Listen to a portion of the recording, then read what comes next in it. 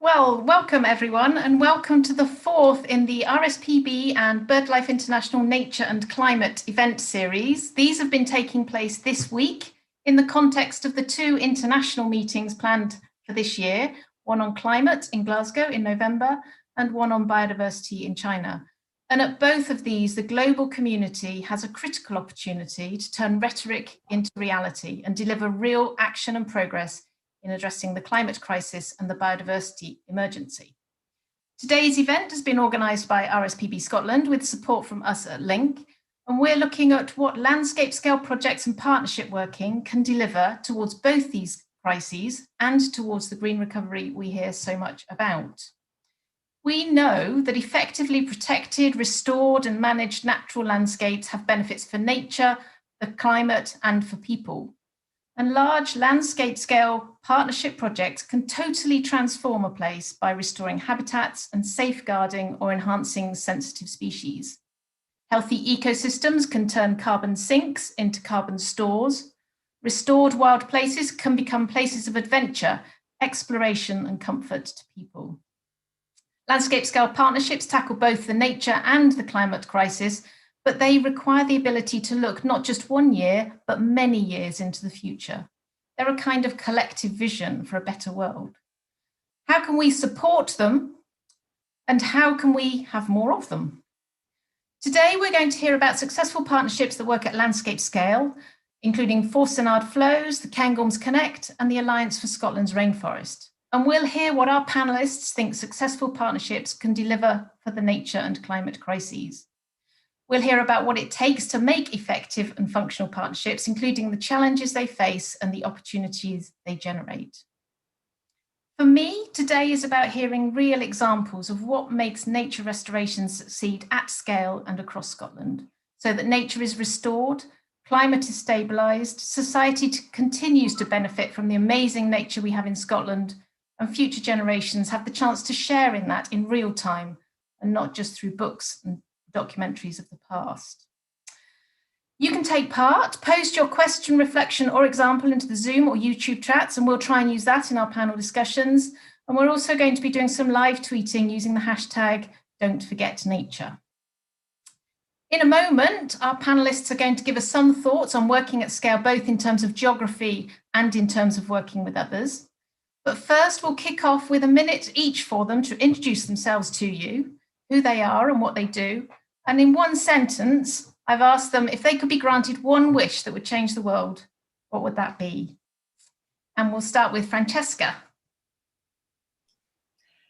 Yeah, thanks very much, Deborah. Lovely to be here, and I've been looking through the participant list, so it's nice to see some familiar names there. So I'm Francesca Zowska, I'm Chief Executive of Nature Scott, and when Deborah kind of gave us a little preview in the green room of, you know, what was my one wish, I said, well, for Cav to win today, but for the non-cycling fans amongst you, that's possibly a bit off topic. However, coming to the subject for today, I'm just sharing a slide which I'm sure is familiar to many of you about bending the curve in terms of biodiversity loss.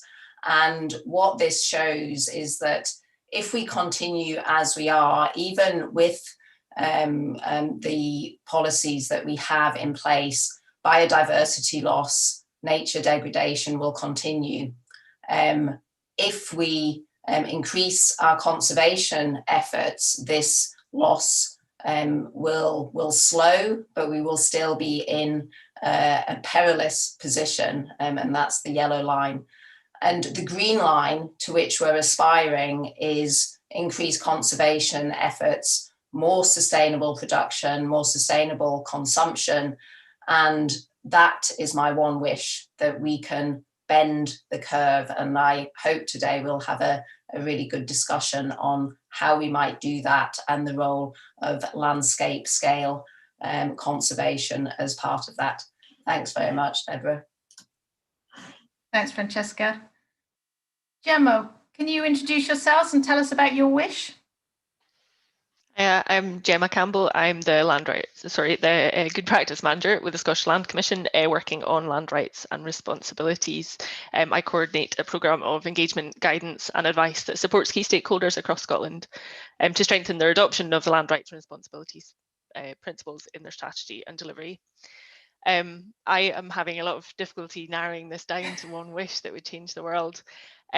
But I am sitting here with a book on my desk about community wealth building and about a new approach to economics that's needed to tackle the inequalities that we face in terms of wealth and power. So I think inspired by that book on my desk, I'm going to say that my one wish would be that we take a community wealth building approach to the way that we operate in Scotland and across the world.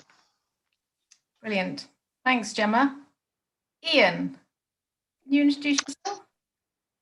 Thanks, Deborah. Yes, my name's Ian Sargent. I'm a Nature Reserve Manager for NatureScot, covering 9 of the NatureScot managed national nature reserves in the Highlands of Scotland.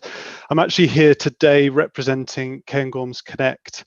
I'm the Cairngorms Connect operational lead for NatureScot. We're one of the partners of the project, and I've been working with Cairngorms Connect since 2017.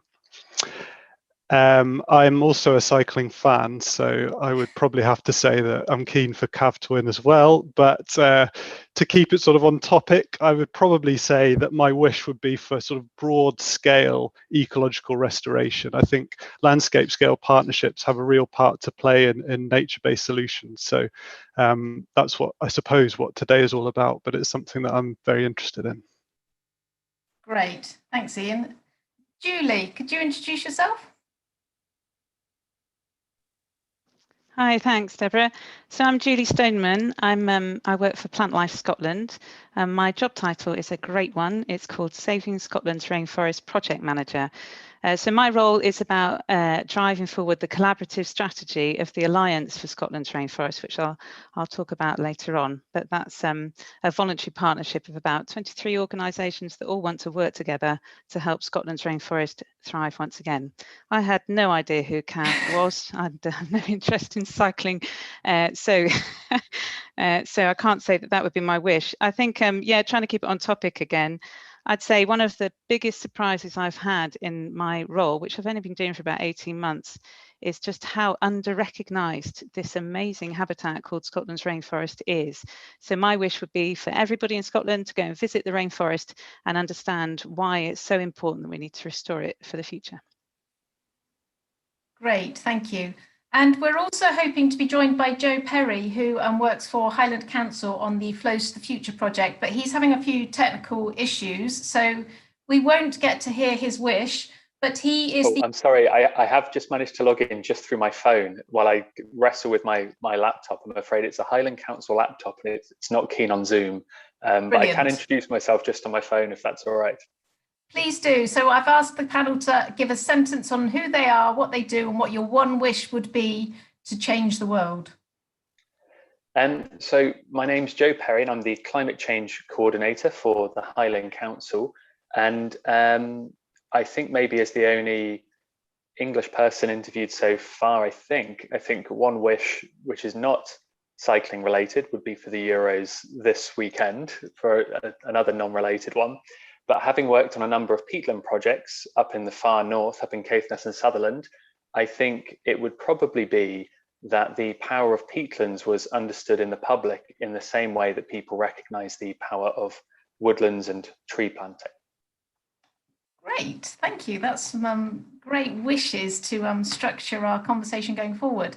So now we know who our panelists are and what they wish for. We're going to get cracking with thoughts from them to stimulate the discussion themselves. And again, I'm going to start with Francesca, who's going to tell us a bit about what she thinks the point of working at a landscape scale actually is.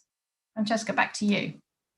Yeah, thanks very much. I'm also English, so yes, I'll be there on Sunday night, cheering for the right side. I'll leave that there. So in terms of the benefits of landscape scale restoration and why I see that as important, I kind of boiled this down to 8 words: integrated land use change for nature, climate and people. And the points for me which are important there are integrated, and also the point about multiple benefit. I think for too long, when we've been thinking about land use change, we've considered it in different silos. We've considered different types of land use, and we've considered how those different types of land use needed to evolve. I think we've also probably been a bit guilty of partitioning benefits and not seeing the multiple benefits for climate, for nature and for people. And the reference to peatland earlier by Joe, I think, is a great example. Peatland restoration, yes, terrific climate benefits, but also really important benefits for nature, but also for local communities and often fragile and rural communities. And if we're going to achieve the changes in land use to ensure the bending of the curve and the more sustainable future that we want, we need that integration, we need that holistic approach. And the simplistic way of expressing this, I suppose, is to go back to a very well-worn phrase about the whole being greater than the sum of the parts. And that's how I see the benefits of landscape scale work, how we can do that integration across a wider area, leading to significantly enhanced multiple benefits. Thanks, Deborah. Francesca, that takes us very neatly actually onto Gemma, who is going to give us some thoughts on what the role is for local communities in landscape scale projects. It would almost have been coordinated. Gemma. Thank you. Yeah, so for Scotland to achieve its ambitious targets, there has to be significant land use transformation over the next decade. And the scale of transformation that's required needs to be done in a socially just and responsible way that reduces inequalities rather than exacerbates them. So our governance of land ownership and land use decision making must adapt to support this and guarantee that the benefits are realised and retained in communities and local economies in support of a just transition. So with the potential for a significant impact on communities, they should be engaged and involved in the decision-making process at a really early stage. They should be able to have a meaningful say and have an impact on the decisions that are being made. We should ensure that communities have a seat at the table and that their voices are heard, and we should seek to find ways to align and deliver community needs and aspirations along with the work that we're doing. After all, land is a resource that should benefit everyone and should support social progress. Great, thank you, Gemma. Now we're going to move on to 3 specific examples of how landscape scale and partnerships projects actually work. And we're going to start with Ian from Cairngorms Connect. Thank you. Thank you. Are you able to share the slide for me? That's great. Thank you very much. So I'm just going to talk a little bit about Cairngorms Connect and introduce it very quickly. So Cairngorms Connect is the biggest habitat restoration project in Britain. It covers about 60,000 hectares of contiguous land in the Cairngorms National Park. It's a partnership of neighbouring landowners that have a shared 200-year vision to enhance habitat, species and ecological processes. It's a large landscape scale project, which means that wild animals can walk or fly about 50 kilometres from one end of the project to the other, which is the equivalent of going from the centre of Edinburgh to Perth. So it's quite a big area. Unfortunately, in Scotland, many of our habitats are fragmented, but through Cairngorms Connect, we want to reconnect these fragments. We want to make the habitats larger, we want to make them healthier, more robust, and importantly, more resilient to climate change. The 200-year vision that Cairngorms Connect has is a reflection of the long-term commitment of all of the partners, but also the importance of planning over ecological timeframes, those longer timeframes. The vision is to really to restore areas of peatlands, to restore floodplains and native woodlands, but also to expand those native woodlands up to their natural limits. And a lot of this work is well underway. There are 4 partners in Cairngorms Connect: NatureScot and Forestry and Land Scotland government agencies, Wildland Limited, a private landowner, and RSPB, a nature conservation NGO. And the real strength of Cairngorms Connect is that all of these partners have a shared vision. They have the same objectives and they're committed to delivering ecological restoration at a landscape scale. In terms of the setup, there are 4 board members, 1 from each partner, and those board members have regular meetings, which is really important. They have actually met almost every month since 2014, and that's created a safe place for sort of honest and sometimes quite difficult discussions. And also importantly, the board members are all senior representatives of each partner, so they're empowered to make decisions. That means it's not just a talking shop. Below the board, there's lots of other different groups that help to make decisions about how the partnership progresses. And the partnership brings many benefits. So sharing of resources, information, expertise, and we're always learning from each other. But the main benefit, I think, is that we can deliver more for these really special places. Lovely. Thank you, Ian. I'm going to turn to Joe next. Okay, thanks very much. Again, if you could put it up on the screen for me, that'd be really helpful. And if you don't mind, I won't turn my camera on for this one just because it will be moving around in my hand and it might be a little bit distracting. So I'll just keep the camera off. So I'm going to be talking about the Flow Country peatlands today. For those of you who have not had the chance to visit the Flow Country, it's a vast expanse of blanket bog covering at least 200,000 square hectares of Caithness and Sutherland and containing some of our rarest species. It's also increasingly becoming a destination for visitors who want to experience a sense of wildness and a landscape that's not found in many other places in the world. I'm going to introduce 3 projects to you which have operated or which continue to operate in the Flow Country. And I also want to highlight the important work of the partnership of organisations driving these projects forwards. So I'm going to start with Flows to the Future, which was a trailblazing project which ran from 2014 to 2019 with the aim of raising awareness and understanding of the Flow Country at the same time as restoring large areas of peatland. Over the course of the project, it enabled £4.3 million of spending just in Caithness and Sutherland alone, and has delivered peatland restoration work to 7 square miles of forested peat blanket bog, so often removing the forest and then restoring the peatland. The project also delivered a new field centre and the lookout tower, which you can see on the screen there.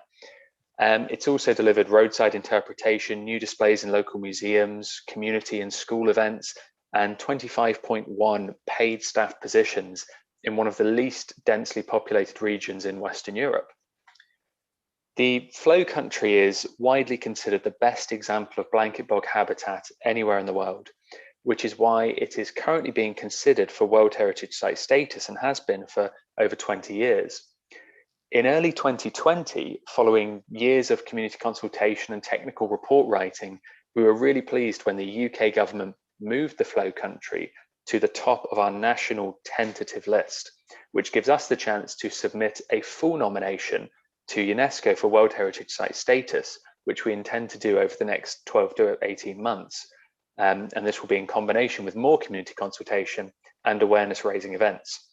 And then the final one, I also want to mention a relatively new project, Landscapes as Carbon Sinks, which some of you may be aware of. It's an EIT Climate Kick deep demonstration project, which aims to explore environmental and economic opportunities for the Flow Country. This project takes a systems innovation approach, looking at innovative financing for carbon sequestration and new approaches to land use.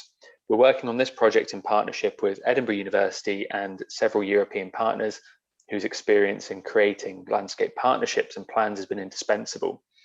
For each of these projects, they're being led by the Flow Country Partnership or partnered by the Flow Country Partnership. which is made up of a range of local and national organisations.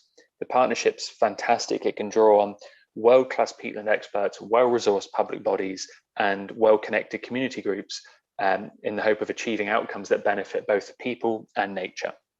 So that's all from me. Thank you. Thanks, Joe. That's great. And last but not least, we'll turn to Julie. Thank you. Can you share my slide as well? Great, thank you. Okay, so Saving Scotland's Rainforest is a mega project. It's the combined work of all the partners of the Alliance for Scotland's Rainforest, of which there are 23 different partners now, and all those partners are all committed to helping Scotland's rainforest thrive once again. So as I said previously, my role is about driving forward a collaborative strategy to make that happen. The Alliance itself is still quite young, relatively young. It was formed in around 2017. It spent the first 2 or 3 years just getting the evidence base together and getting that agreed amongst all the partners, so we had a solid base to work from. Since 2020, when I arrived on the scene, we've been developing and delivering a collaborative strategy together. So Scotland's rainforest, you might have heard this habitat also being referred to as Atlantic woodland or Celtic rainforest or Atlantic rainforest. We've been calling it all sorts of things through the years. But in the Alliance, we decided we should already start calling it the same thing so people know what we're talking about. So in a Scottish context, we call it Scotland's rainforest, and it's and you find this habitat in quite a large geographic area, stretching all the way down from the north coast of Scotland in Sutherland down to South Argyll, and it includes most of the Inner Hebrides as well. It's part of an ecological biome called coastal temperate rainforest, and this globally is an extremely rare habitat, but it is found in parts of Europe and it's found in parts of the rest of the UK, but Scotland is host to some of the highest quality and quantity of this kind of rainforest in all of Europe. It's very special, full of biodiversity, home to some really rare and threatened species. Unfortunately, it's over the decades, it's become very fragmented. Now, only about 30,000 hectares remain. These woodlands are now threatened by big, large-scale threats that can only really be tackled on a large scale. So invasive species like Rhododendron ponticum are rampaging through them. Inappropriate grazing levels within the woodlands are preventing them to regenerate and thrive. There's tree disease, there's atmospheric nitrogen deposition, there's climate change. All of these are big threats facing our rainforest that we need to tackle. So in order to, as part of the way of tackling this, the Alliance for Scotland's Rainforest has adopted 4 landscape scale projects. So if a project is adopted, it means that it doesn't matter who is leading that project, and the Alliance is a voluntary partnership, but all the partners of the Alliance will get behind those projects to make them happen. So at the moment, we've got 4 on the cards. The 2 on the left are ready to go, if only we could get the funding to get them started. One in Morven, led by RSPB, another in Argyll, led by the Argyll Coast and Countryside Trust. The 2 on the right are potential projects that are in different stages of development. The most furthest advanced is Glen Torridon, led by Woodland Trust Scotland, and we've also got Loch Arkaig, which is also led by Woodland Trust Scotland. So the primary aim of these projects is about the ecological restoration of rainforest habitat.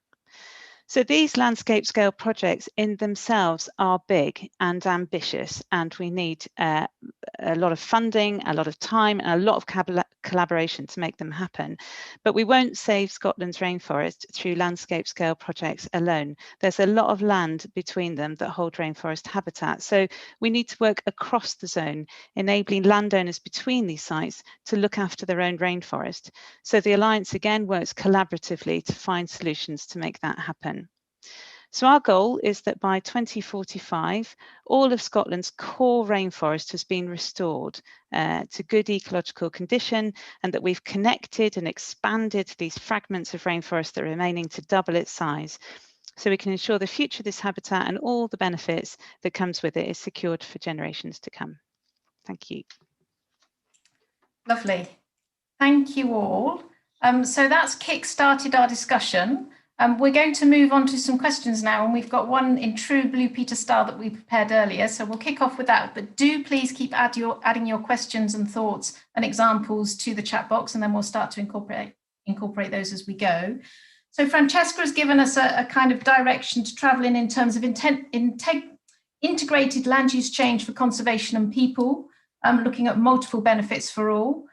Gemma then noted that those benefits need to be retained and realised locally, and to make sure that there is early and meaningful involvement of communities, local communities. And then we had 3 fantastic examples of projects, landscape scale partnership projects, how they started, what they do, and how they do that. So that's the basis we're working from. Julie was the one who mentioned the big words that are going to introduce question 1, which is they're big and ambitious. So if we're looking at the ambition of these projects and the urgency of these projects, we're in a climate and nature emergency. We know that nature works in tipping points. Everything seems okay until that elastic band suddenly snaps, and then irreversible change can start to happen.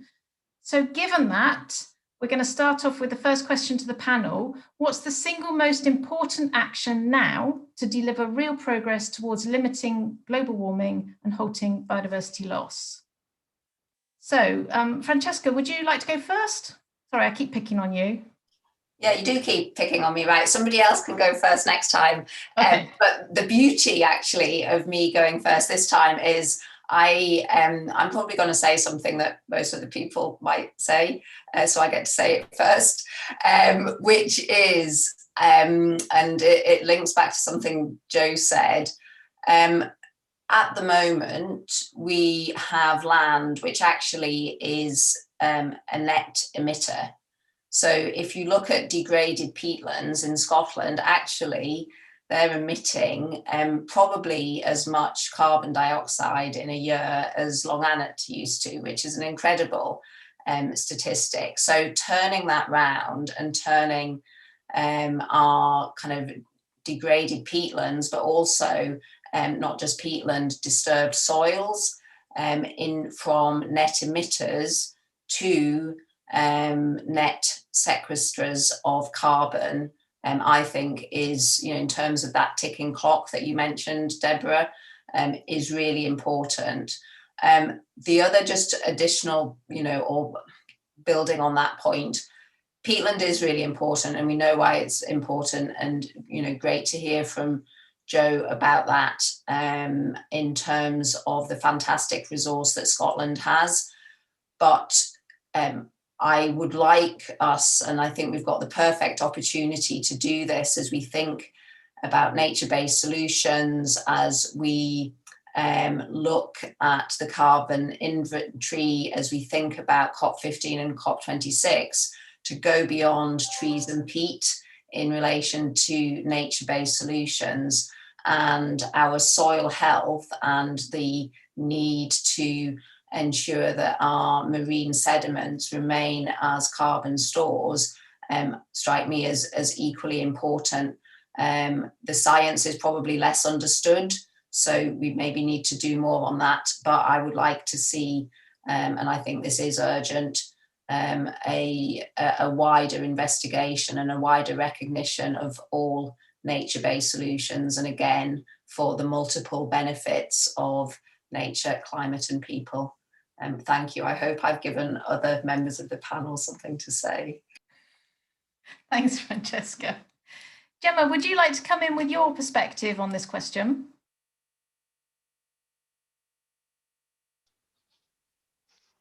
Yes, I think I'd actually like to pick up on something Francesca had said there about going beyond trees and peat. And it's made me think that nature-based solutions aren't just for rural areas and for remote areas. And we need to think about how we can bring our urban areas into this. We have a severe legacy of vacant and derelict land in Scotland that's, particularly strongly seen and felt in our cities. And there are some great opportunities there to take vacant and derelict sites and to bring them back into productive use in various ways, including for green infrastructure and for nature. So that would be my action to really Lovely, tackle thank VDL. you. If we pick up on that point that Francesca made as well, I'm very conscious that the three examples we've got here are in pretty rural and remote areas. But if I can come to you, Ian, there was a call there to move beyond trees and peatlands. What's your perspective on this? Yeah, definitely. I mean, I think certainly, obviously, nature-based solutions, I think, are the way forward here. And obviously, peatland and woodland are sort of obvious ways in which to do that. But I think we have to probably look at landscapes as a whole on a broader scale, and think about everything in between. So it's also about creating resilience. We don't know what the future is going to be like. We don't know how climates might change or populations might change. And so creating that resilience within habitats allows them to adapt more easily to future changes. So making things more healthy, potentially making habitats larger, creates additional biodiversity, which makes them more resilient to changes or catastrophic events in the future. Great, thank you, Ian. And to pick up on that point in terms of bringing, linking habitats together, Julie, that's a big issue for Atlantic woodlands. Can you add a bit more on that, perhaps? Yeah, thanks. So I was thinking about building on that because, the emergency rain is a massive global challenge, and I think that's why you've brought these people here today, is that we can no longer think about working on individual nature reserves or SSSIs or sites. We have to think about this landscape scale way of working. So it does require us to think in a different way than perhaps we have traditionally as nature conservation organisations. And I think the other thing to add to that, it's not just the scale, the geographic scale we need to think of, it's the temporal scale as well. So if we're going to really put our backs behind ecological restoration, we're not going to do it by Christmas. We need years, if not decades, to make that happen. So we need to think into the long term as well. Perfect. And Jo, that brings me very neatly onto your perspective. Peatlands are the classic encyclopedia, if you like, of environmental change over, well, millennia. What's your take on this question of the single biggest action? Yeah, it's. I mean, the notes that I had for this are quite similar to what Francesca started with, and she pointed out something which we've been talking about a little bit up in the Highlands as well, which is that we have the peatland code, we have the woodland code, and wouldn't it be great to have the salt marsh code next, and to start moving into other habitats to help to unlock some of the financing and also to raise awareness of what can be done in these habitats. What sort of restoration is needed, and in some instances, salt marshes have quite similar needs to peatlands, and some of the similar actions that we're taking are causing damage to those as well. But this question also made me think, and some of you have probably seen it, the recent David Attenborough documentary on Netflix about planetary boundaries and how interconnected they all are, and the theory, I think it was from an institute in Stockholm, and how absolutely connected everything is, including biodiversity, and how the rainforest is losing some of its ability to keep itself moist, because as you remove trees and you decrease that scale, less moisture is being cycled around and you're getting more drying out. And we maybe don't have the exact equivalent to the Amazon rainforest, but as Julie was talking about, we have our own rainforest here. And with peatlands, this is something that we're seeing, and on a big scale, we've got a lot of agricultural drains which are still cut into our peatlands. We've got a lot of pesticides which are still flowing, not just into our peatlands, but into our coastal habitats as well. I think green infrastructure is a big part of nature-based solutions for the future, maybe looking at flood prevention, looking at coastal areas which are going to be vulnerable. And instead of having the traditional big concrete sea barriers, which push some of those flood impacts to another part of the coast, maybe looking at whether or not we can bring in some nature-based solutions, plant some trees, restore some salt marshes, create floodplains. I know some of the research does say that these are not as effective at the moment as some of the traditional flood defenses that we have, but if it's part of the solution and at the same time it's storing, sequestering carbon and providing a new habitat or increasing the size of a habitat for biodiversity, the benefits are enormous, and the investment needs to start as soon as possible. Great, thank you all. And just really to finish off the ambition side of this question, we'll come on to the urgency again, but there was an early question from Scott Matheson about the ambition of where we're wanting to go and about your initial graph, Francesca. Scott, are you happy to ask your question?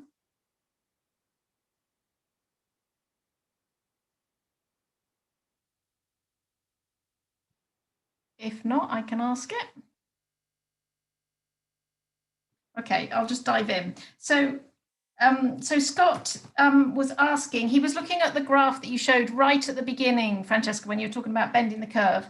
And he's saying, is the green line in that slide taking us back to a one planet state? So that's the question from Scott.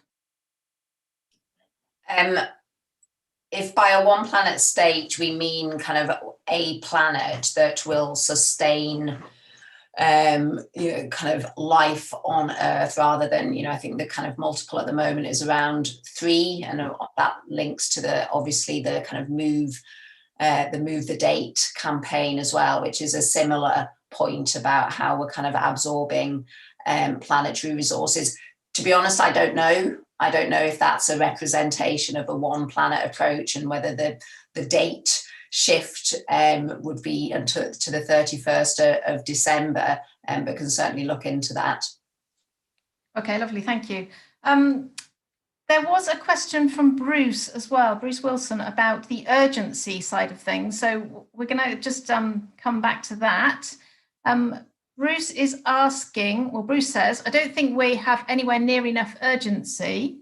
We have a massive chance with regional land use partnerships and the SNP Manifesto Nature Network commitment to make progress. He asks if we're willing to grasp this tricky nettle in terms of networks to reap the multiple socio-economic and environmental benefits. So what I think that in relation to the 3 projects we have here is, how does your project and program and way of thinking help deliver nature networks? Who would like to go first on that one?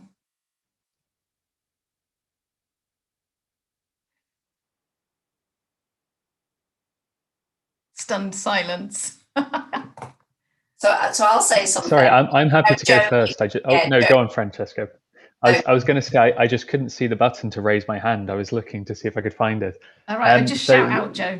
Oh, okay. Well, one of the examples I gave when I had my slide up was for the Landscapes as Carbon Sinks project, and some of the partnerships we've got there. One of them is WWF, and that's been a really useful way of linking not just around the rest of Scotland or the UK, but going to other parts of the world as well. And that's really what they brought to the collaboration. So when we were talking about a landscape vision which helps Scotland towards net zero, helps to improve biodiversity and also some socio-economic outcomes up in Caithness and Sutherland, the examples that they were giving us were taking us to all different parts of the world, different habitats.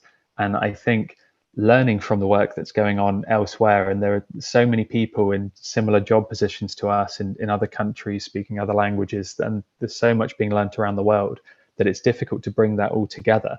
And so I think working with these international organizations is a fantastic way to do it. And you always end up with more when you've got a strong partnership approach. I think that's what I'd say.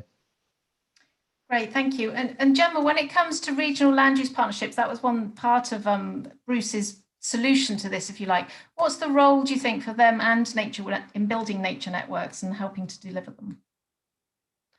I think the regional land use partnerships will play a key role in that. They're going to help national and local government, communities, landowners and stakeholders work together to find ways to optimise land use in a fair and inclusive way.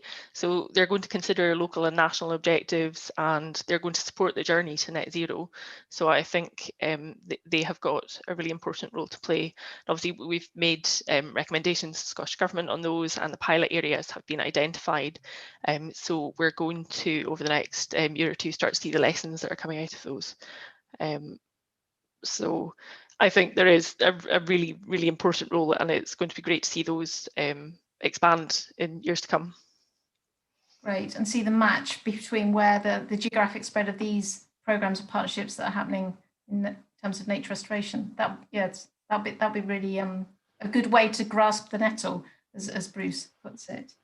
I'm going to come back to one question on ambition. We're getting a few questions through on the ambition side of things, and then we're going to move on to the challenges that that are there in front of us. Anne McCall is asking, this is quite a long question. With the recent declaration of the nature emergency in Wales and a commitment to legally binding nature recovery targets, plus a similar approach to targets being considered as part of the Environment Bill in Westminster, do the panel think a similar approach in Scotland can help bring additional urgency and ambition to developing more ambitious partnerships and solutions in Scotland? So how can a declaration of the nature emergency help you all in delivering this scale of project? Ian, would you like to go first? Because you haven't said anything for a while. Sure, yeah. Well, I mean, I think obviously the recognition of the state that nature's in at the moment and the situation we are with climate obviously will bring this up the agenda, and I think that's really important, because the higher up the agenda it is, then the easier it is for opportunities to get funding, and also for members of the public to become engaged with this, and communities to understand the urgency of what we need to do and the benefits that restoration and nature-based solutions can bring. The urgency is an interesting one. Obviously, with sort of landscape scale partnerships, then there's generally more people involved, and that can create delays, or it can create problems in terms of trying to get things done quite quickly. So that is a challenge that, well, perhaps we'll come on and talk about a bit later on, but it's certainly something to think about, that when we're thinking about these sort of larger landscape projects. Okay, thank you. Would anyone else like to come in on the nature emergency landscape scale delivery project role on that? Yeah, Julie? Well, I just wanted to add to that I think there's just absolutely no doubt that this is all needs to be underpinned by public funding and public policy.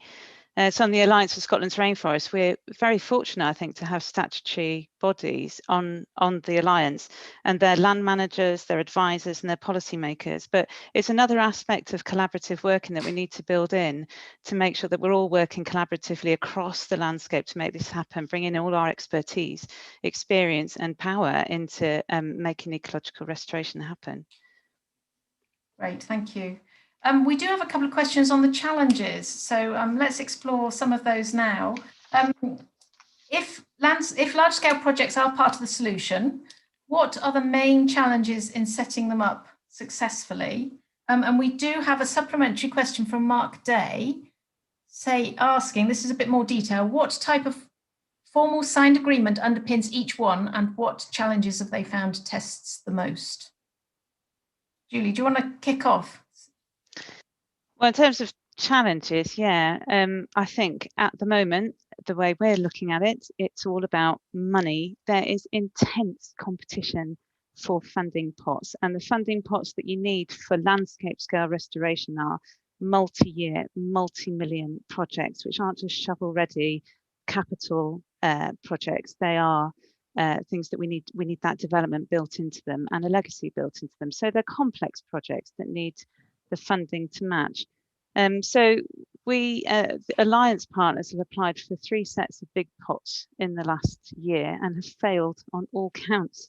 And that's with collaborative work in making these bids as strong as possible. But the reason when you ask the fundraisers what happened, they shrug their shoulders and say, there is intense competition for this, and you have to, be way above everybody else to have a chance. So I think now we've lost some of our European pots as well. That's made the situation even worse. And we're clambering around with small amounts of money or small amounts of time, just trying to cobble things together. That's what we're kind of faced with now. So how do we work together to try and find money that will underpin these sorts of projects into the future? It would be I think that's the biggest challenge we've got at the moment. Okay, your biggest and most immediate challenge. Joe, how about you? Yeah, the one that I would add to that is probably skills. So there are certain actions that we would really love to take, and a lot of landowners would love to take, but some of the skills are just not there, and we need to really put a bit of funding into training. So it might be something really practical. For example, you want to do some restoration work on some peatlands which are in quite a difficult to access area, but you just can't find the contractors to do it. The big landowners sort of soak up a lot of the contractors because they know they can pay them year on year, and some of the smaller landowners would really struggle to get that. But they might not even get that far, because sometimes access to peatland action funding, or various other funding for work on their land, maybe the application's a bit time consuming, or they're not really sure how to fill it out. They're new to this, they don't really know what peatland restoration is about, and just accessing and getting into that process of claiming the money and then doing the work, that can be a bit of a barrier as well. A possible solution could be a really collaborative approach where maybe an external organisation, maybe a local authority, could help to work with smaller landowners in the region and say, we're going to just do a few sessions telling you how to claim this money, what's available, what you can claim for, and then really trying to help walk people through that process. But if lots of people start doing that, and if more money is being claimed for this work, we need to have the people trained and ready to do it when that money is available. Thanks, Joe. And Ian, to come to you as well, in terms of the challenges that your consortium have faced, could you pick up on Mark's point as well? He is asking about what sort of agreement underpins. Yeah, definitely. Yeah, so at Cairngorms Connect, there's a memorandum of understanding, so an MOU that was signed by all of the 4 partners. Now, we're really lucky in Cairngorms Connect in that all of the 4 partners are managing quite large areas of ground, and those areas of ground are, they've got a lot of designations on them, so they're really important ecologically and environmentally. And all the partners have the same objectives. They really want to push forward ecological restoration. So you would think that coming up with an agreement would be a lot more straightforward than in a lot of cases, and it was, but it still took about 2 years to get to that point where a memorandum of understanding was actually agreed. So that is a challenge. I think for me, over and above the sort of other challenges that have been mentioned, a really big challenge for us is to try and convince landowners that this is something that is beneficial, because if they want to do it, then the funding might not be such a big problem. It's something that they're going to want to deliver themselves, get involved with their neighbours and work together to do things that they can do without having to apply for additional funding just off their own back. So there's kind of 2 ways that you can maybe look at it. You can look at a spatial scale, which probably we've done quite a lot in the past, in that you look for areas that are good for nature, and then you try and convince the owners of those bits of ground that that nature-based solutions or ecological restoration is the way forward. And obviously that has benefits because you're focusing on the most interesting bits of nature. The other way to look at it might be to look for willing partners. So rather than necessarily focusing on the best bits of ground ecologically, you focus on landowners or land managers that really want to deliver something and get them together. And that way you will you can make massive improvements in natural capital, for example, by making big changes and improving the ground there. So there's a couple of options there, but for me, the success of Cairngorms Connect really has been that all of the partners have signed up to delivering the same objectives. Okay, great, thank you. And you've neatly taken us on to the flip side of the challenge, which is obviously the benefits. So we're hearing a lot of talk about the benefits of nature restoration for climate, people and the economy. So what do you think the opportunities are for large-scale collaborative partnerships to bring, and what benefits can they produce for local communities and for the planet in a wider sense? Gemma, have you got any thoughts on the local, community, regional stimulation side of things? Yeah, I think a shared approach that involves the community can really open up some opportunities for us to explore new governance models to look at how we can share the control and the benefits from these projects. So, we kind of look at mixed ownership and governance, ones that blend private and public and community interests, and really look at how we can use that to diversify land ownership and see a spread of benefits. Okay, great, thank you. And Francesca, in terms of the wider benefits, what are you seeing the wider benefits being of this kind of scale of activity? Yeah, thanks, Deborah. So I think there's a technical answer to that, if you like, which is that we know in relation to, tackling biodiversity loss and dealing with climate issues that, nature-based solutions could account for, or could solve 30% of global emissions. And within that, land use change, which I think is really, really important, and ensuring the security, if you like, of our marine habitats. But in land use change, then, 40% is probably, global studies have shown 40% of the nature-based solutions probably around protection, 40% is around managed crops, 20% restoration. And so if you're trying to do that in kind of very small pockets of land, then actually you can't kind of take that global perspective and think about the different land use issues and potential trade-offs. And, that's something that, I think is going to become quite a live issue in terms of what are the trade-offs of changing land use, some of which might kind of bring, superb benefits for nature, but maybe not as good benefits for climate, and the reverse. So how do we manage some of those issues? And it's only really by doing that on a landscape scale that I think you can see that kind of bigger, inevitably bigger perspective. So that for me is the opportunity. I think the other point I would make, and just coming back to the kind of collaboration point that we're talking about and involvement of partners, but also communities, is innovation and creativity. And I think, we can maybe all kind of resonate with this, having, now spent, 16 months sitting in our own little individual boxes.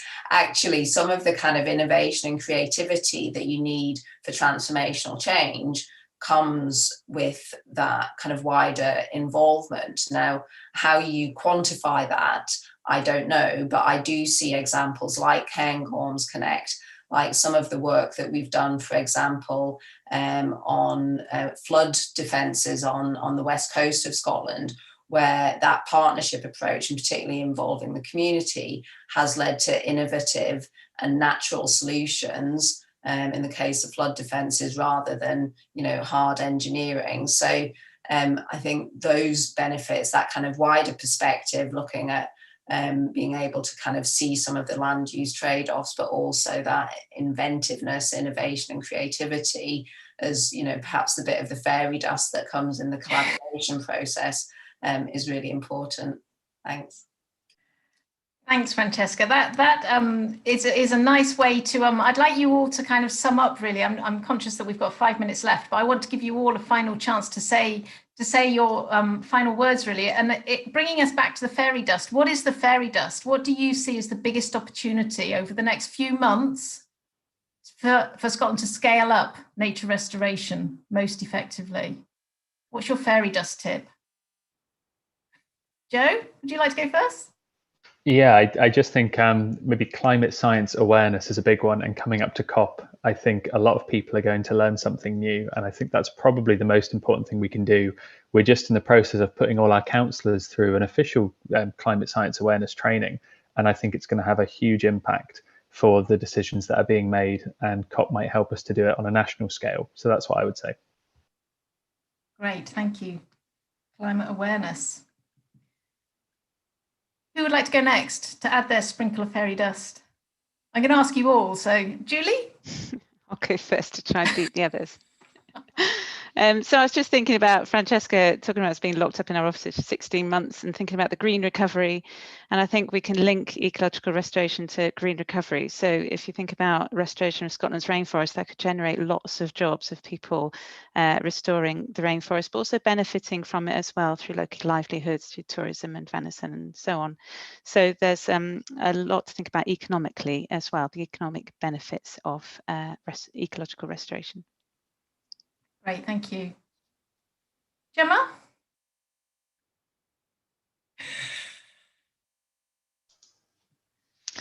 Oh, it is difficult when people have gone first. I think I agree a lot with a lot of what Jo says, that, you know, to really bring communities into the process and to get them on board with the benefits, there is something there around that level of awareness and making that connection between land and the way it's used, and kind of what that means to people and what it means to our society and our future. And I think there is something there around helping people to recognise our role as stewards of the land for the future. Making connections, that's a great one, thank you. Ian, what's your fairy dust? Yeah, well, I don't know if it's fairy dust, but I think just sort of emphasising how well landscape scale management can work and the kind of significant sort of contribution it can make. I think, you know, obviously species don't see lines on a map between boundaries of land ownership, and so being able to manage land or protect land over larger areas does make a huge difference. You connect all these different smaller areas together. So, for example, you know, in Cairngorms Connect, there might be peatland restoration happening in one catchment, but there's also woodland expansion, which is helping to slow the water down as well as the peatland. And you're almost managing over a catchment area, which can, you know, help to prevent flooding downstream, which will benefit local communities. And also, yeah, just touching on some of the economic opportunities and, you know, some of the benefits for some of the people within these communities is something that we're really keen to try and do a lot more on in the future, in the near future. Great. Thank you all. That's been really good and very inspiring from my perspective. I hope our audience is feeling equally inspired. We've touched on integrated land use for conservation, climate and people. We've talked about how benefits can be realised and retained locally through early and meaningful involvement of communities, how important it is to bring people, skills and other sectors into these partnerships and projects. And then the importance of climate awareness, nature awareness, land use awareness, land ownership awareness, and then making all those connections. That seems to be both the solution, the opportunity, the benefit, and a big part of the challenge as well. So it's all in one big, lovely parcel. I just want to wrap up by saying thank you all for coming along today. Thank you to our fabulous panel. It's been a really inspiring and stimulating discussion. We've got lots to think about, obviously. Anyone watching, if you'd like to watch it all again, you can do, because it will all be available on YouTube. And you'll find links to the projects both in the chat. There's a few links been put on the chat now, and they'll also be on Twitter through the hashtag Don't Forget Nature. In addition, all the registered participants will receive an email with resources from RSPB afterwards. The biggest thing you can do, though, is to take an interest in these types of projects, in these large-scale nature restoration projects, support them and get involved, and help us all think in centuries and not years. That's what it's all about. So thank you all for coming along.